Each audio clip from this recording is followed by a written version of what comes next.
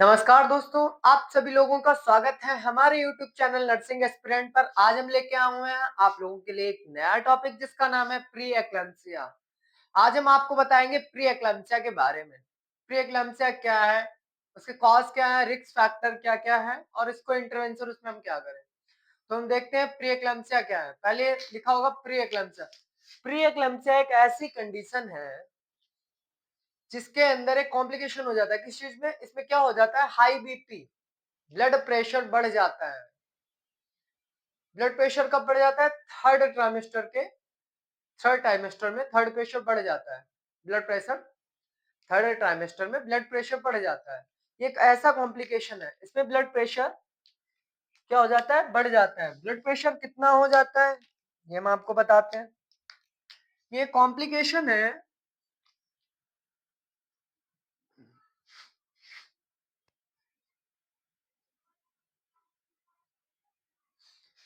किस चीज का कॉम्प्लिकेशन है? It is a complication, there is sudden rise blood pressure.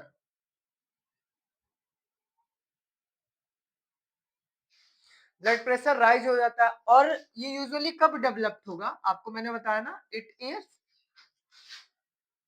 Usually developed usually developed at third trimester. Third trimester में developed होते, but with characterised by with characterised by proteinuria, oedema and high BP. आपको बताया ना, high BP means hypertension. Hypertension को STL लिखते हैं हम लोग, हाइपर टेंशन। ठीक, इसके इसके टाइप्स देखते हैं। It is usually two types, एक हो गया माइल्ड, एक हो गया सीवियर। मैंने क्या बोला था? Characterised with hypertension, proteinuria, oedema. तो इसमें क्या, माइल्ड माइल्ड में क्या होगा? हमारा बीपी नॉर्मल कितना होता है आपको बताया ना, 120/80। बट इसमें जो बीपी होगा कितना होगा? 140 से अबव होगा, 140 से अबव होगा। बट 160 से,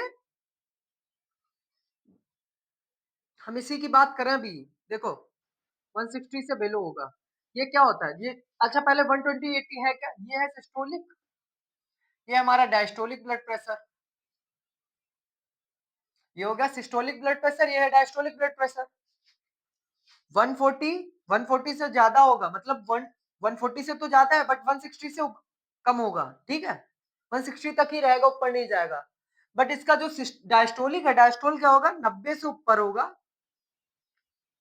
90 से ऊपर होगा, मतलब 100 तक जा सकता है, बट 110 से आगे नहीं जाएगा।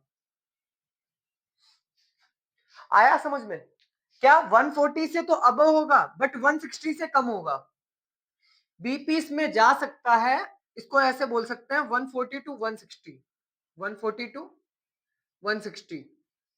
ये किसमें है? सिस्टोलिक में। डायस्टोल में क्या बोल सकते हैं? 90 टू 110 तक। ठीक है। सेकंड कैरेक्टराइज सिम्टम क्या था इसमें? हमने क्या बात की? Protein urea. प्रोटीन यूरिया इसमें क्या होता है? प्रोटीन यूरिया होता है 0.5 नैनोग्राम पर लीटर, 0.5 नैनोग्राम पर, सॉरी 0.5 मिलीग्राम पर लीटर। नैनोग्राम नहीं होगा, मिलीग्राम। मतलब 1 लीटर यूरिन में 0.5 मिलीग्राम प्रोटीन यूरिया होगी। ठीक है। माइल्ड एडिमा होगा। माइल्ड एडिमा का मतलब समझते हो आप लोग? एडिमा कहां से स्टार्ट होता है? इसमें एडिमा स्टार्ट होता है एंकल से। इसमें क्या था आपको मैंने क्या बताया? माइल्ड में कितना होता है बीपी? 140 से 160 जाएगा, उससे ऊपर अबव नहीं जाएगा। 90 से तो 90 टू 110, मतलब 90 से 110 डायस्ट्रोल इसका जाएगा, इससे ऊपर नहीं जाएगा। माइल्ड, ये है माइल्ड का, ठीक है, ये है माइल्ड का। अब बात करते हैं हम सीवियर की। सीवियर में क्या होगा, इसमें भी हाइपरटेंशन तो है, बट सीवियर में हाइपरटेंशन जाएगा 160 अबव, 160 से अबव, 160 से ज्यादा होगा। इस डायस्ट्रोल में क्या होगा, डायस्ट्रोल में 110 से ज्यादा होगा, जो आपको पहले बताया था मैंने। क्या बोला इसमें, तो सिस्टोल कितना जाएगा, सिस्टोल जाएगा 160 से अबव, बट डायस्ट्रोल कितना जाएगा, डायस्ट्रोल जाएगा 110 से अबव, ठीक है। अब इसमें प्रोटीन यूरिया का आपको कैरेक्टराइज सिम्टम क्या क्या बताया, hypertension, protein urea and oedema बताया। तो बी, ये तो हो गया, ब्लड प्रेशर कितना हो गया, 160 से अबव हो गया, 110 से अबव हो गया। बट इसमें आता है कितना, प्रोटीन यूरिया कितना हो गया, तो 1 मिलीग्राम पर लीटर, मिलीग्राम पर लीटर मतलब 1 लीटर यूरिन में 1 मिलीग्राम प्रोटीन, ठीक है। एडिमा इसमें ज्यादा होगा, पूरी बॉडी स्वेलिंग होगी। एडिमा और एनासार्का में डिफरेंस है। एनासार्का क्या होता है, वर्ड सुना होगा एनासार्का, एनासार्का एक वर्ड सुना होगा। दोनों में एडिमा होता है, इसमें एक पर्टिकुलर एडिमा में एक पर्टिकुलर एरिया में एडिमा होता है, एनासार्का में फुल बॉडी एडिमा होता है, इसमें फुल बॉडी एडिमा होता है।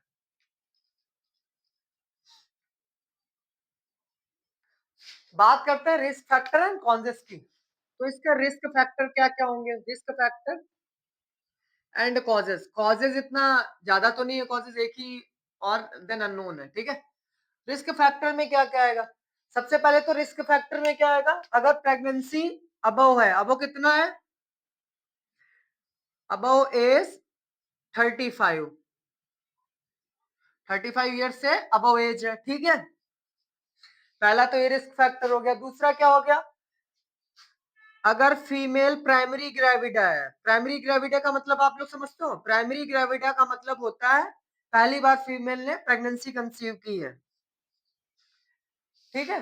फिर क्या हो गया, अगर इमोशनल स्ट्रेस है, अगर इमोशनल है तब भी बीपी शूटअप हो सकता है, इमोशनल स्ट्रेस है इसकी वजह से बीपी स्ट्रेस हो सकता है। अगर जीडीएम है, गेस्टेशनल डायबिटीज मेलाइटस है, तब भी बीपी शूटअप होने के चांसेस है। गेस्टेशनल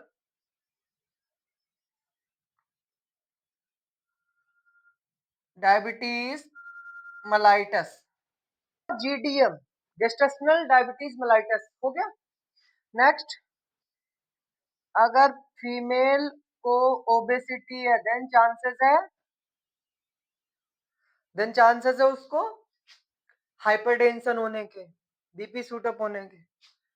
फिर ओबेसिटी हो गई। अब बात करते हैं उसको फैमिली हिस्ट्री है, उसके फैमिली में किसी को बीपी की प्रॉब्लम है, उसको भी हो सकती है, तो उसके चांसेस है, फैमिली हिस्ट्री चांसेस है। या पॉलीहाइड्रामिनोज है,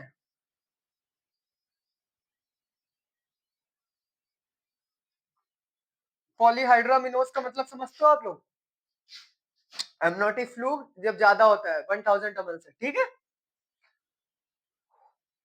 आया समझ में कुछ। अगर मॉल न्यूट्रिशन है, मदर माल न्यूट्रिशन है, तब उसको चांसेस है कि उसको प्री एक्लेम्पसिया हो सकता है। ये तो है सारे रिस्क फैक्टर, ये है सारे रिस्क फैक्टर। अब हम बात करते हैं कॉज है, एक ही कॉज है, मैं उसको भी बात कर लेता हूँ अभी साथ में।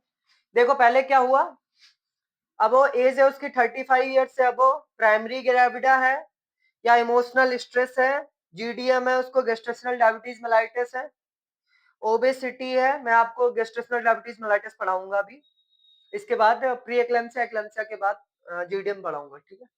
फैमिली हिस्ट्री है, पॉलीहाइड्रामिनोज है, अगर एमनोटिक फ्लूइड ज्यादा है 1000 ml से ज्यादा, मालनरिश्ड है अगर मदर, तब भी उसको चांसेस है। इसका जो कॉज है वो प्रोस्टाग्लैंडिन कम हो जाना। प्रोस्टाग्लैंडिन का काम क्या है, जो मैं वैसोडायलेशन का काम करता है, प्रोस्टाग्लैंडिन वैसोडायलेटेशन का काम करता है। जब वैसोडायलेटेशन का लेवल कम हो जाएगा तो वेसल्स हमारी कॉन्स्ट्रिक्ट हो जाएगी, वेसल्स क्या हो जाएगी? कॉन्स्ट्रिक्ट हो जाएगी। जब वेसल्स कॉन्स्ट्रिक्ट हो जाएगी तो स्पेस तो कम मिलेगा ना, नैरो हो जाएगा। जब वैसो कॉन्स्ट्रिक्ट हो जाएगी तो बीपी सूट अप होगा होगा। जब बीपी सूट अप होगा तो क्या होगा? प्री एक्लैम्सिया होगा। प्रोस्टाग्लैंडिन का काम क्या है? प्रोस्टाग्लैंडिन का काम है वैसोडायलेटेशन करना। वैसोडायलेशन, अगर वैसोडायलेटेशन हो रहा होता तो कौन वेसल्स कॉन्स्ट्रिक्ट नहीं होती। जब पोस्ट वैसोडायलेटेशन ही नहीं हो रहा, उसका लेवल तो हो गया डिक्रीज। जब लेवल डिक्रीज हुआ तब क्या हुआ? वेसल्स कॉन्स्ट्रिक्ट हुई। जब वेसल्स कॉन्स्ट्रिक्ट हुई तो बीपी सूटअप हुआ। क्लिनिकल मैनिफेस्टेशंस देख लेते हैं, मतलब वही क्लिनिकल साइंस। देखो पहली बात, अगर बीपी बढ़ा हुआ होगा तो क्या होगा? हेडेक होगा। जब बीपी बढ़ा होता है हेडेक होता है। बीपी बढ़ा होता है, नौजिया वोमिटिंग होती है। नौजिया और वोमिटिंग होगी। सोचो, नौजिया वोमिटिंग होगी। एब्डोमिनल पेन हो सकता है। हो गया एब्डोमिनल पेन। ब्लड विजन हो सकता है, धुंधला दिखाई देगा। स्वेलिंग होगा। आपको और सिस्टम सिम्टम्स क्या क्या बताए थे उसमें मैंने अभी? कैरेक्टराइजर्स विद सिम्टम्स, प्रोटीन यूरिया आपको बताया ही था, प्रोटीन यूरिया भी लिख लीजिए। बीपी सूटअप तो पहले से ही पता है, बीपी सूटअप ये सिम्टम ही है। ठीक, प्रोटीन यूरिया हो गया। माइल्ड एडीमा, एडीमा तो होगा ही होगा, चाहे माइल्ड लिख लीजिए चाहे वैसा लिख लीजिए, ठीक है। अब इसका इंटरवेंशन बता देता हूँ आपको। अब हम देखते हैं इंटरवेंशन के बारे में।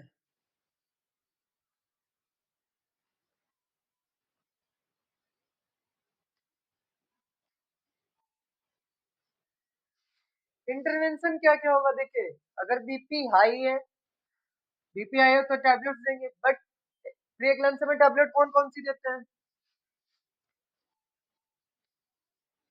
Methyl dopa tablet, nifedipine, nifedipine tablet. एक हो गई मिथाइल डोपा, एक हो गई निफेडिपिन, एक हो गई मिथाइल डोपा, एक हो गई निफेडिपिन, एक होती है लाबेटालॉल। ला बेटालॉल हो गई tablet methyldopa, tablet nifedipine and labetalol. ये तो हो गई बीपी की टैबलेट्स जो प्री एक्लेम्पसिया में देते हैं, बीपी कम करने के लिए, डिक्रीज करने के लिए, ठीक। अब बात करते हैं एडीमा होगा तो एडीमा के लिए हम लोग क्या देंगे? एडीमा के लिए सबसे अच्छा है, ये तो एंटी हाइपरटेंसिव मेडिसिन है ये सारी।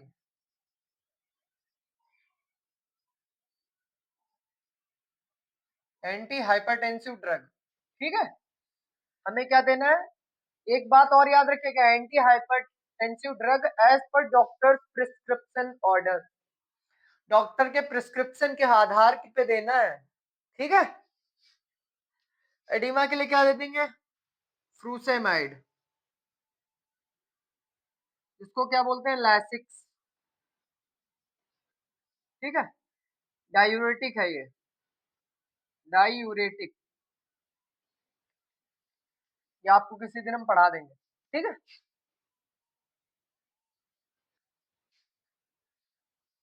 डायूरेटिक है। अगर और ज्यादा हो गया तो सिडेटिव्स देंगे। बीपी ज्यादा सूटअप, और ज्यादा सूटअप हो रहा है, सिडेटिव में क्या दे सकते हैं? डायजापाम दे सकते हैं, लोराजेपाम दे सकते हैं, लापाम जाम। वो आपको हम अभी नेक्स्ट नेक्स्ट वीडियो जो होगा उसमें आपको हम बता देंगे हाइपरटेंसिव मेडिसिन जो होती है, किसमें निफिड डिपिन वाली आती है, किसमें लॉल वाली आती है, बीटा ब्लॉकर्स कौन सी, कैल्शियम चैनल ब्लॉकर्स कौन कौन सी है, ठीक है। वो आपको मैं अलग एक वीडियो छोटा सा बना दूंगा, उस पर बता दूंगा, ठीक है। आई होप आप लोगों को वीडियो अच्छा लगा होगा। वीडियो कैसा लगा कमेंट बॉक्स में जरूर बताएं। ऐसे ही नए वीडियोस के लिए हमारे साथ हमारे चैनल से जुड़े रहें। मिलते हैं नेक्स्ट वीडियो में। धन्यवाद।